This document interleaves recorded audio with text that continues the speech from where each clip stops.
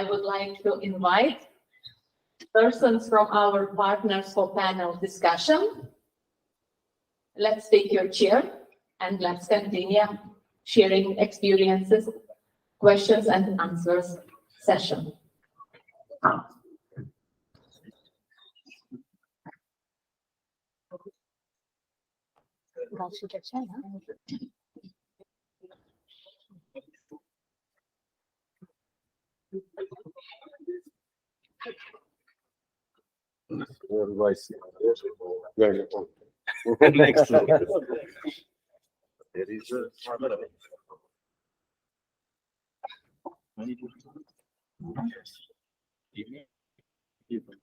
We can hold the way back.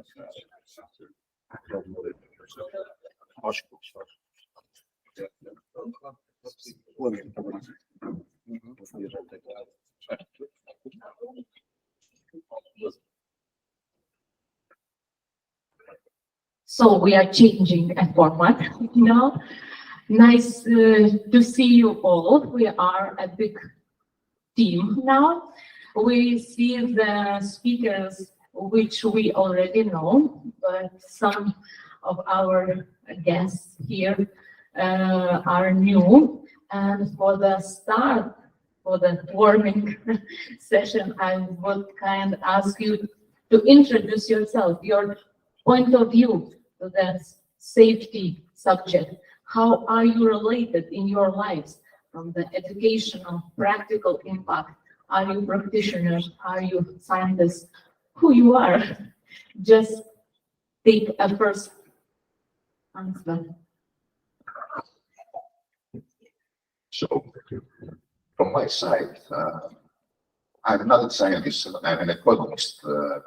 Maritime economics was my major, so, and I'm a consultant, management consultant. So I work with safety management systems, so that's what is my edge in this project. And I'm always happy to produce things and especially training, related training. So, as I explained in the morning, I am version David officer. So I like to when I explain the things at sea, and I want to put them in the perspective of projects that the problems I encounter in my time at sea. So that project was one of it. So I'm happy that we managed to put together 6 partners across Europe, and I believe we did a good job. I'm happy to answer your questions if you have any. Okay, thank you. Hello, everybody. My name is Ivan Bakalov. I'm a professor PhD from Naval Academy, Nicola Altsarov Naval Academy from Bulgaria. I represent the Faculty of Engineering, Department Ship Power Installation. Now I'm the head of Education Department.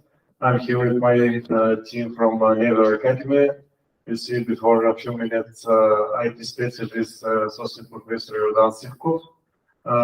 Captain Ivan Dragov, he's represent the Navigation Department, and he produced the case study of the navigation part. My colleagues from the Erasmus Center, Vislava Zografova, coordinator, and the specialist of the education and department of the Naval Academy in Nonchile and Nicola Tukov.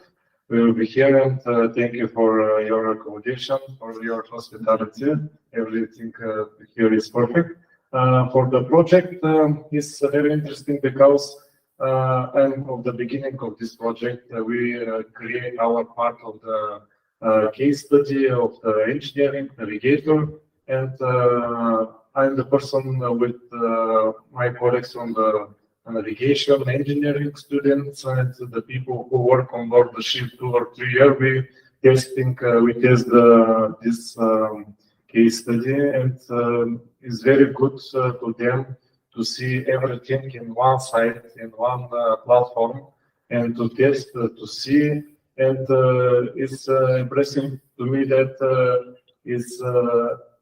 they want to learn of this project, and they are more interested in the final test. Some of them, they make the minus results. I don't know because some of the question is take the score, not give you the score. It's interesting and very useful for us to obtaining their fundamental knowledge for the engine part, for the navigation side. And I think we have a future development of this project. Thank you.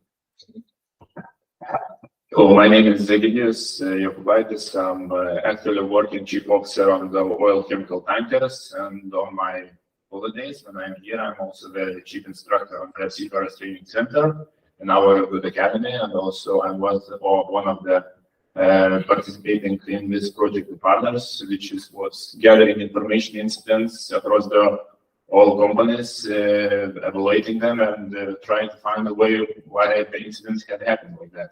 So that's fine. I'm Andrei from Romania Naval Academy. I'm Vice Dean for Education in the Navigation Faculty and Naval Management. I am very glad to be back here at the Lithuanian Maritime Academy, which is somehow our second home in Europe, since you are one of our oldest partners in projects and not only. My team consists of myself, Alex Kotorceau, which you have already met, and Dragos Simion, who was in charge of developing engine scenarios. I was the one responsible for the navigation part inside the simulator. One, let's say, big problem that I faced is, as Professor Janka said earlier, we are teachers. We do not make mistakes, or at least we try to think that way. It was really hard for us to develop scenarios in such a ways in which mistakes are made and accidents happen. So we have to refresh, empty our brains, and start from scratch. And we did it. And I think the results of this project is going to be a valuable tool in teaching, because now we have different scenarios which we can work with our students, and we have these quizzes, these questions, and so on. So it's very, very good. And regarding the safety at sea, if you look back in history, 1 year ago, a big accident happened, and it's about Ever Given on Suez Channel. So although everything is, let's say, safe, it's not safe, because it was a huge mess 1 year ago. So this safety culture should be, let's say, included even more in our industry. Thank you. Hello again. My name is Tiago Carril. I come from Portuguese Naval Academy, Escola Náutica Franco Henrique, with two of my colleagues, Professor Daniel Mestre and Professor Fernando Chabet from the engine side. I've worked in passenger ships 10 years. I left the sea in 2018. I started in 2008. It was a very interesting approach, because I passed through several stages of changing how we do the navigation. This one very interesting about this. It's a very interesting later on about the situational awareness and the electronic navigation. I focus a lot my research on that side. At school, my disciplines involved with the maritime safety, the transition of paper charts to the electronic charts, the situational awareness. I love that thematic. I think a lot about it. Now, at the school presently, I'm involved with the Maritime Safety 1, Maritime Safety 2, regarding firefighting, specific firefighting ships, advanced firefighting, evacuation, all survival techniques. That's what I do now at the nautical school. I left that part of the ECDIS, but I still, of course, involved in it, on it. Okay, thank you.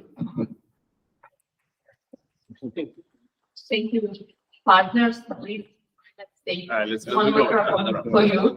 Let's another round. Okay, so nice to hear your background and to sharing it. And we started the project SeaSAFER 2 years ago. And from your own point of view, what do you think? What is the role for the today's teacher, what do you think, what challenges we have for seafarers training, for seafarers education process, and how educational institutions can catch the reality on board the ships? Is it possible? Is it challenge? Could a real training be during the studies already, or still not? Who would like to be first? Yeah, I may start because it's a very interesting point. I like the way the question is done. Especially because how can we capture the students and if to make them interest, and if there are tools that kept their interest in what we are sharing about safety.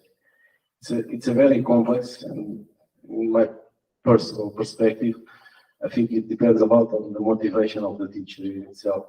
Not only the tools that the school provides to him, I mean simulation, but all the interest, all the professor, its interest, it's motivated to share, and how he creates his own tool to pass that information. I think the simulation environment, yes, it's a very useful tool to share that, but we have to lose a lot of time how to know how to work with it and how we can extract the maximum potential of that tool in our hands. We have several things to do at school. Yeah, that is sometimes a lot of bureaucracy work, and we lose ourselves on that work and not so specific. What really matters that is to get the students and to share our knowledge, how to relate in a simulation environment and how to bring that to students. The project, it's very interesting, especially if we can involve the students in the project. We did that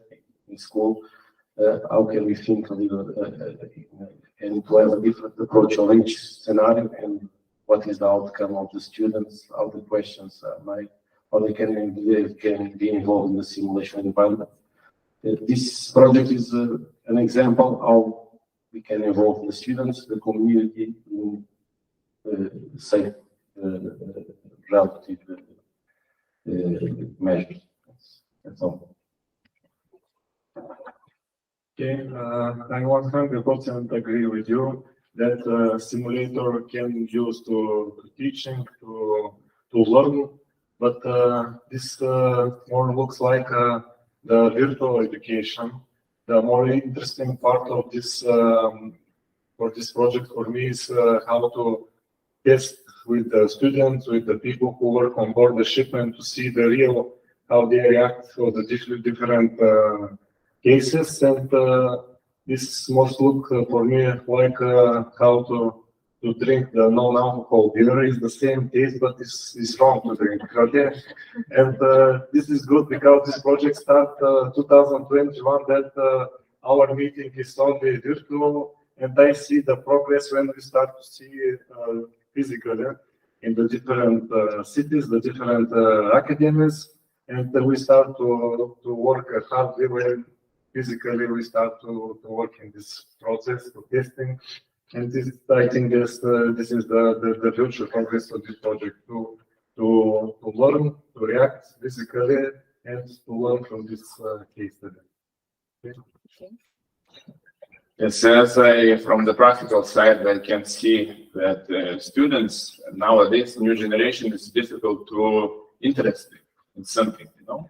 And most videos which we are checking in the internet, what collisions, accidents. So this is the important thing that we are seeing the result.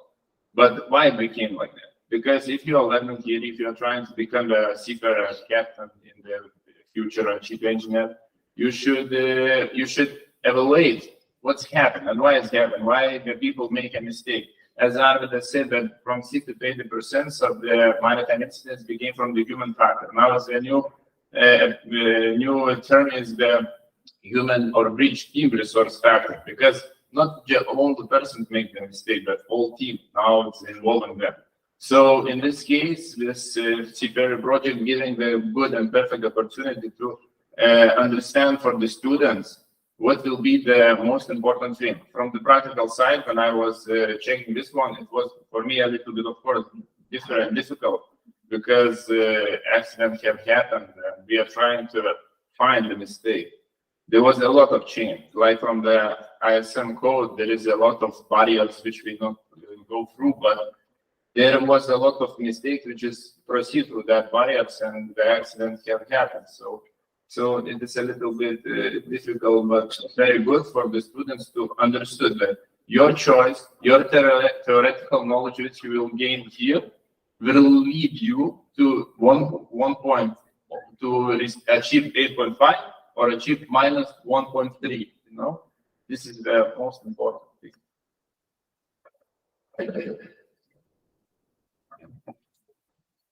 So any maritime related profession is highly regulated. So maritime education, in fact, is not free. You cannot do whatever you want. You cannot use whatever you want. You have to follow the rules set by somebody else worldwide.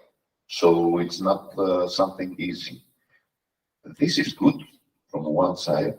So you have uniformity across the globe, more or less.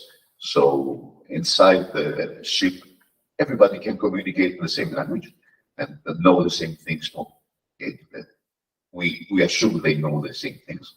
But the problem is that you cannot use new techniques, you cannot use new things. Education and training in other sectors moves faster, and while in maritime education, things move slower. So something must be tested and then approved, and then, okay, you know what I mean. This is the interesting part with this kind of projects.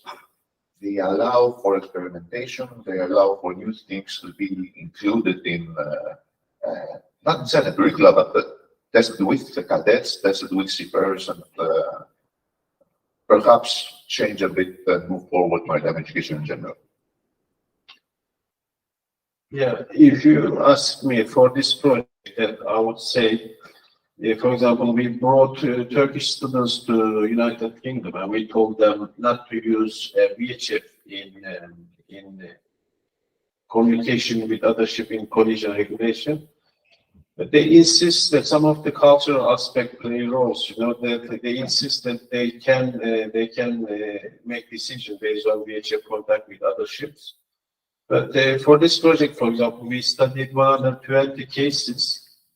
And when we showed someone that an accident took place due to VHF communication because two parties didn't understand each other, then they started to change their minds. So I find it very useful in the training of seafarers that from the real examples, learning from others' mistakes is important. It usually these reports are difficult to understand, but in our project we made it short and easy to understand. So I think it will benefit the community. For example, I trained for 6 years in my maritime education career, but when I studied 10 accidents, I learned more. So there is an opportunity for students, for learners, especially engine side, that our project will be useful, I believe. As Aris mentioned earlier, this maritime education is not free. All of us, we follow those IMO courses and we all teach the same things in theory. So we are more or less, we are all theoreticians. We do theoretical part and so on. Novelty of the project is this practical side in which we have real life accidents, real life scenarios, and cases which were already implemented by the team, and we can let's say develop the practical side of the students. And as you ask earlier, what's, let's say, one problem that we face, we teachers face, it's attention of our students. They lack the attention. And at least from my side, what I saw, the students that went at sea, when they came back, they are completely different. I mean, it's like a totally different student. So one thing that the, let's say, maritime education should do, and it's doing it and it should continue to do, it should work very close with the shipping industry, with the stakeholders of the shipping industry, in order to be able to send our students at sea to make real practice. Okay, simulated practice is good, but practice on board is even better. And even theoretical parts can be, let's say, achieved through practical easier than staying in a class and delivering some lectures and so on. It's, if they are doing it, it's, I mean, this generation is learning by doing. Okay, they have to work with it and they will learn it. If you give them a book and you are working with them, and that's also please. And after that, you are trying to learn them 3 or 4 times the same work, and after that they learn it. Just Yeah. So it's just learning by doing. So this is my perspective. Thank you. Even us and our students, we all are likes generations, because we all want to have likes, became likes, and to know that we are going to the right direction. And I heard very exact and direct definition safety culture in the beginning during your introductions and presentations. And I would like to ask you, what do you think? Safety culture in the classrooms, do we start that already? Do we have it? Or we just learning to be safe on board, to learn these mistakes, to read these accidents? From your point of view, what do you think? On what stage we are in the field, in the framework of IMO conventions and safety culture today? I'll give a short answer, and it's related to what I said earlier. I think in the classroom, it's, yeah, we do safety culture, but it's theoretical. It's just pages and conventions and so on. But the real safety culture is learned at sea, on board vessels. I can say from the seaside that yes, safety culture from the classroom is yes, theoretical knowledge. It's a fancy word, culture. Culture, what does it mean, culture? But when they are coming on board, yes, and you are trying to explain that, like in the beginning also was saying, safety is first in you. Yes, if you are safe and you understanding the safety, you understanding stop work, authorities, everything, you will be working like that. So we are trying to implement an example on the vessels when they came in new guy, which is at all don't understand what is this, and first time he's seeing the vessel and all, and everything is new. And when you are saying safety culture, he don't understand this word. But if you're giving him the practical knowledge, giving to touch, can starting to evaluate that this is the main reason that I'm safety, I'm having the helmet, I'm having the overall, that's why I should implement another ones. And then I became the third, second chief captain. I'm trying to share my knowledge from the beginning. This is, of course, the most important, the practical side. Yeah, because my practice on board starts because I'm in the military. I start like an engineer of the submarine. I have the cert of the submarine, and we study from the background. We study from the future, but I think the safety, how everybody know that is safety is everybody's job, and we don't need to stop to learn for the safety. Long life learning. Yeah. Safety culture is the key word, the culture. And so what is culture that one of my colleagues here said? Culture is that the first thing you think is about safety, and the last thing you think is about safety. In between, you do things, but everything you do must start and end with this on your mind. That's culture in general terms. Not a very easy thing to achieve. To me, safety culture is, in the last few decades was with IMO, and the culture, it represents the nations and so on. I know that to educate someone is difficult, and to change their attitude towards us, the jobs that they need to do safely. I think it will take some time for every individuals to be under this, one culture, which we call safety culture. And eventually, we will get there. I believe we'd see, learning from others, with experience and so on, with developing technology. We will get there, I believe.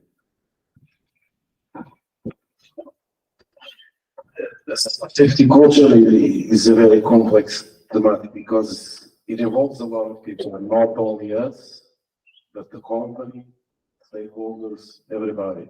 And from that perspective, when we have 20 people just touching one item, at a certain point it will fail. And the way that I see that the industry try to overact the situation is just to implement more and more procedures. In my opinion, a lot of them, at a certain point, that we will not comply with everything. All of us found ourselves at one point of our life when we were on board that we did a shortcut, and if you think we did that shortcut, I give you an example. Pre-departure checklist, the captain arrives on board on the bridge, and just the bridge has to be ready in 10 minutes. But the pre-checklist, it starts in 2 hours. And that checklist still being filled up when the ship is already outside. 1, 2 hours. Before in another port. I completing it before and coming it. I'm giving this example, but we have another clear example, a pre-entry checklist in a confined space. We have to verify the tanks very fast. And some of the atmospheres just have been checked after. And if I start to think this in the beginning, when I was a cadet, that I absorb everybody who is on board, I see the captain, I see the staff captain, and they tell, no, we do it like this. And you accept that is the reality. And that's the part where you have to think in safety by yourself. You have to have your own critic, you have to think by yourself, and it's difficult because you are a cadet, you observe everything, and you see them as the target, as the example. And is at the end, for me, is the safety to be as best as possible. It starts on you, and you have to think, you have by yourself. You have to have your own critic. Of course, you have a responsibility for the others, with the others, but that's the main point. I think that if we are at schools, at our institutions, we can pass that message. I think it's a strong point that we can improve safety. It's difficult because, as you said, it's just paper. I try a lot to involve the practical side in a way that they see during my lessons, that they can really feel that that shortcut can lead to an accident, that can lead to a problem. But of course, once again, it depends from professor to professor. And the discipline itself, of course. Thank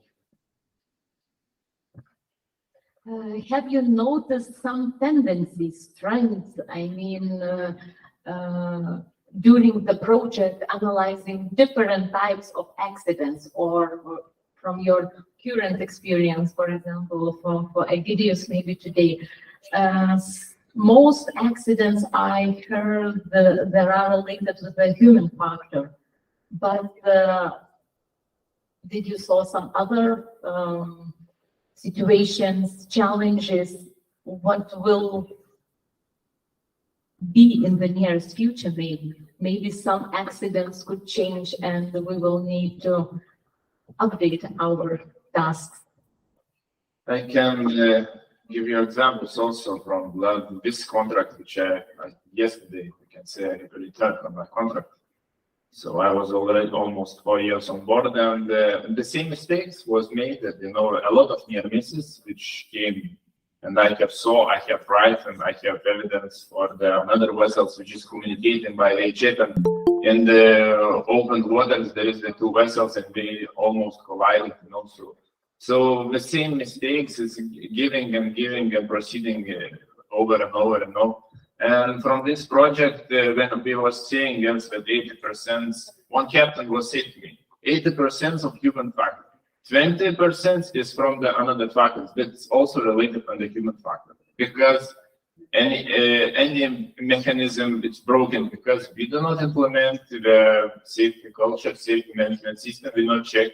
We go over during all this one and we leave it. And overall, is the 100% or 99% is the human factor, and just 1% of the luck, which is it's not lucky. You are just only not lucky, and you receive this accident, of course. And for this project, of course, when we are realizing this, if we realize this, and we will try to educate from this, understand it. An example, from my opinion, when I was checked this scenarios and I was on the board, I see that I can make this incident. If I will lead now, one barrier will be down. Second barrier will be down. Stop. I remember the instance which will be holding. What will be the result? So for my side, I also learned a lot from this incident.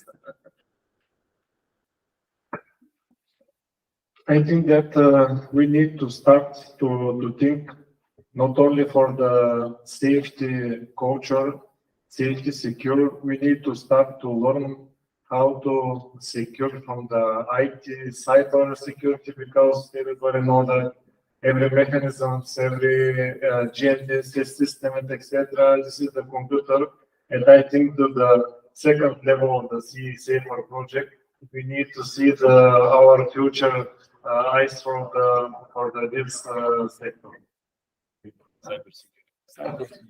Yeah, I would suggest everyone to have a look at the past accidents if they are seafarer. But when you look at the accidents, you can really understand it comes down to human. But there are also other factors that influences. For example, if you let someone to work overtime, and then they make mistakes, so would you blame them or would you blame someone who made them overtime? I think it's at sea, you need to circulate the seafarers, they cannot work in one ship forever. So I believe there is a certain degree of human factor in every mistake on the equipment that lead to accidents and so on. For example, you might have experience for example, when you're a child, you have a bicycle, you use for 10 years, nothing happens, and if you give someone else, it breaks down. For example, your equipment, so on. It happens at sea. So with one captain, no problem, another captains, there's accidents and so on. So that proves human effect on the accidents. But with learning, with improving themselves, I believe everyone should work towards improving their competence, not only expecting from the institution or so on. Every individual has a responsibility, to make sure that they are doing better. But in time, as I said, with technology and with such learning programs and so on, it will help.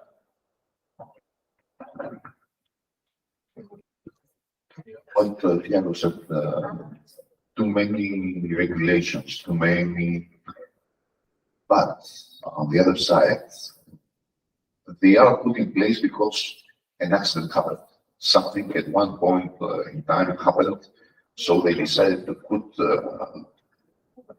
in place some regulations, some processes that should be like this. Yes, they are too many, but what do you do? It's a reality of what things. Okay, perhaps in a decade or faster, we will sit in this panel and discuss how AI creates problems, so does ChatGPT and so on. But I agree with you. Yeah, but at a certain point, if the safety is compromised due to the operational task, that's the problem. Like, the problem existed at one time, and it's will be all the time. But the operational side, that's when I see that it's the conflict with it, the safety. Because that's the culture. The culture is that from one side we have the company that says, okay, you have to do this at this time, this cost, but always safety. But you cannot do it as safely as you should. No, as you said, safety in the beginning and in the end, and something between in the middle.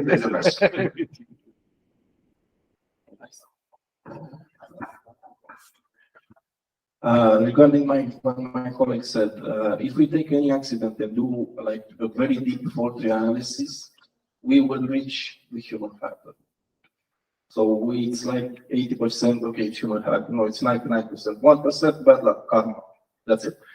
And regarding the problems of the threats that we are facing now, it's some of few ideas came up in my mind. One is that the younger generations, let's say, don't have risk assessment knowledge. They don't know how to assess the risk. They don't know what the risk really is, and that's not gonna happen to me. I'm beyond godlike, so I'm the best. Yeah. One. Second is, let's say, the quality of spare parts. Whenever something breaks, you have to put another part inside of it. And most of the times we are putting, let's say, cheaper parts. Then Mostly cheaper parts. Yeah. And the last thing that came up in my mind is this, and I think this is going to be a big problem, and it's also related to cybersecurity and ChatGPT. It's the automation of ships nowadays, because we are putting more and more information and more devices that tend to do the work of the person on board. And as you said earlier, we are like persons. We always, with our phones, with our gadgets and so on, and we expect them to do everything. So I think that this lack of attention is going to be even greater when you are on the bridge or when you are in the engine room. And I have my sensors, they will tell me if something's wrong. But sometimes we don't understand what sensors are showing. And sometimes you will have that 1% bad luck karma, After that 2%. and the sensor will not give you anything, and you can come to a big mess at the end. Because the sensor is very cheap. Yeah, and it's not showing, right? It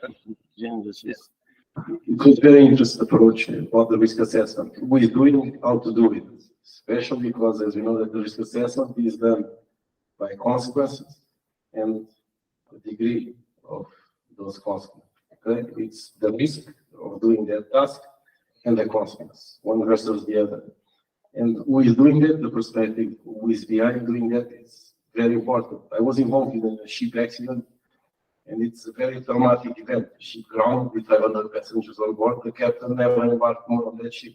A lot of people moved on that vessel. I continued, but it's a very powerful event. It changed your life. The cadet was there crying. It was really strong event. And the reflect of that event in my life, I was operating an expedition vessel in the Pacific. You know, all the atolls, that blue water, beautiful. And I was doing the watch from 4 to 8, and the captain was a woman captain. And she was a helicopter pilot in Switzerland. Can you imagine? Switzerland, we'll see, but she was very professional. I like her a lot.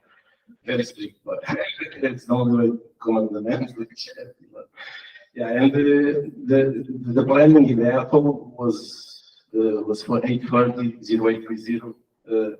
And I said to her, before we go inside the atoll, because the cartography was poor and the plan was just re-entered by the discolored water. She was there one time before, so seamanship experience.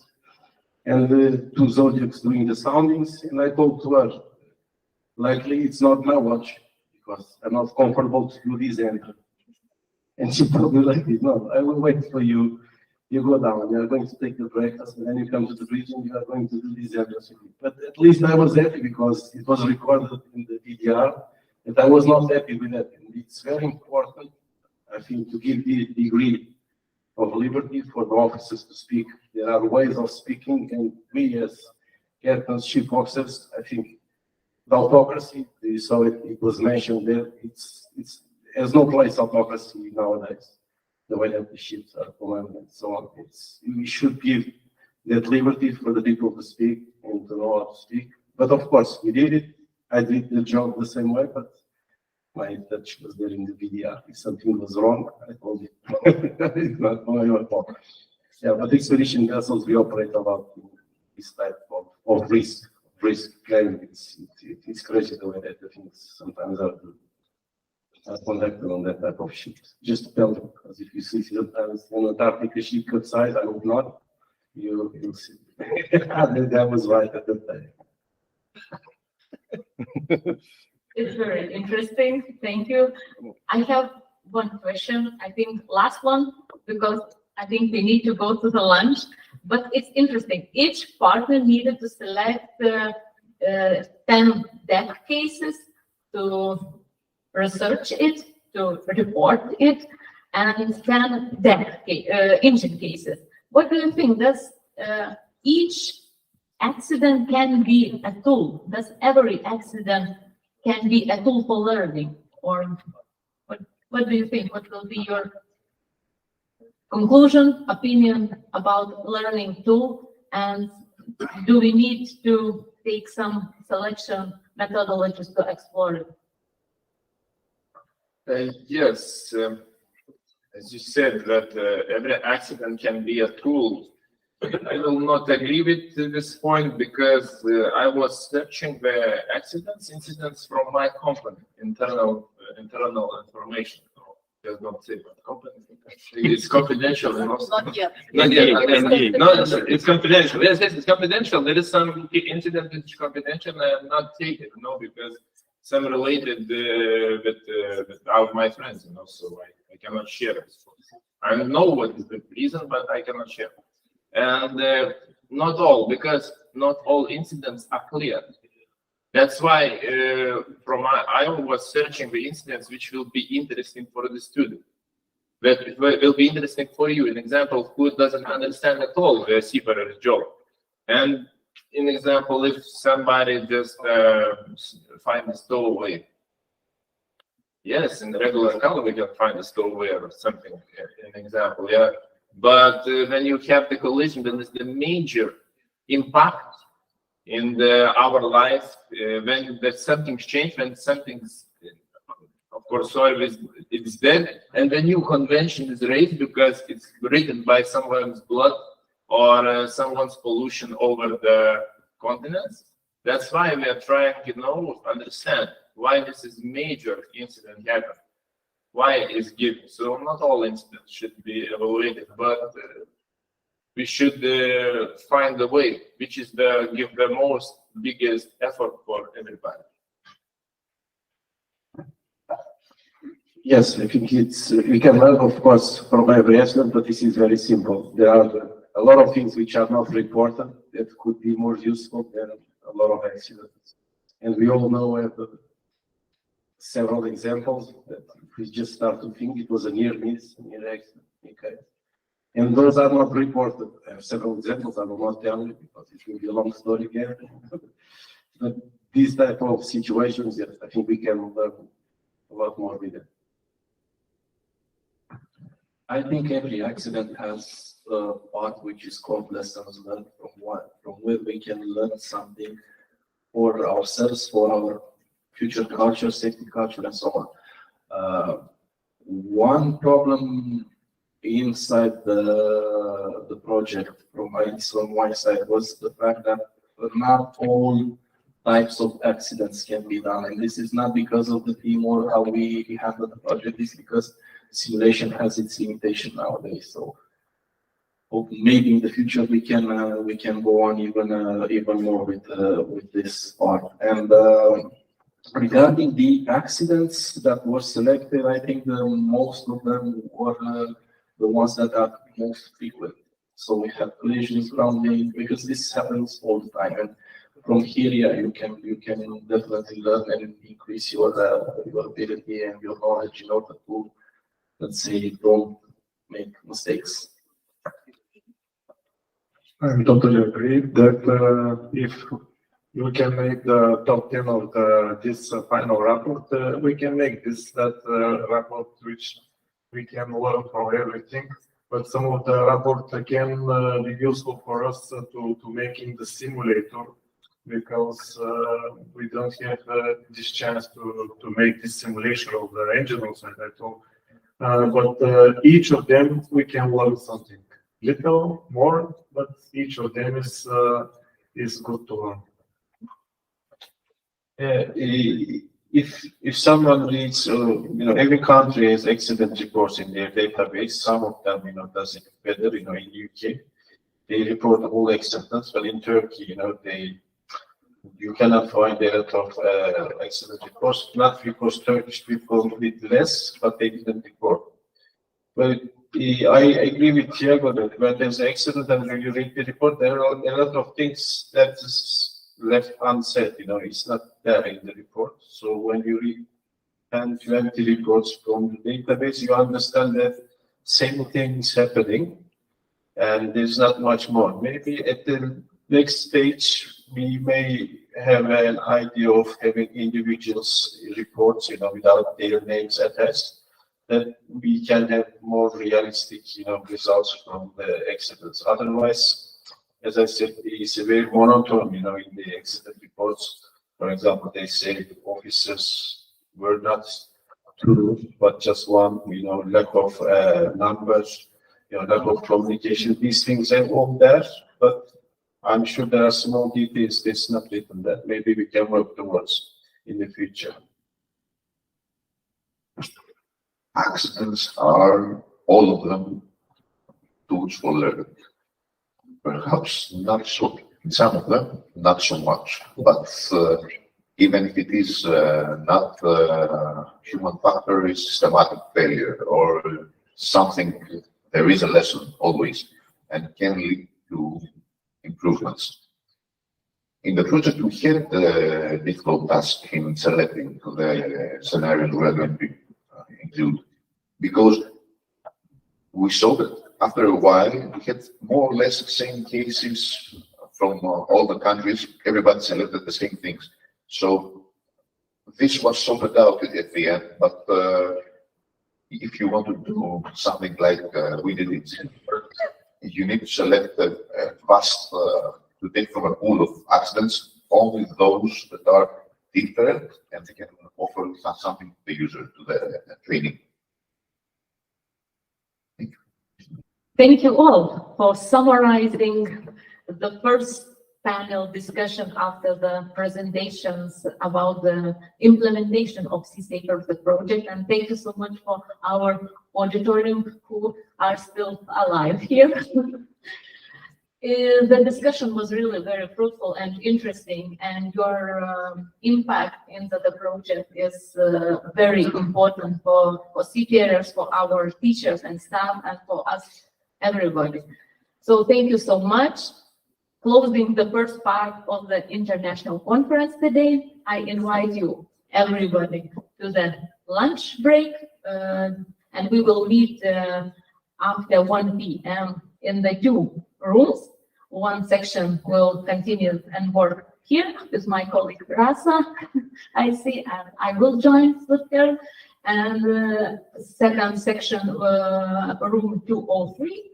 But we all will be here. If you will have some questions, feel free to ask. We will not miss each other, and enjoy your lunch downstairs at our Cayuse Compania LMA Cafe. Thank you.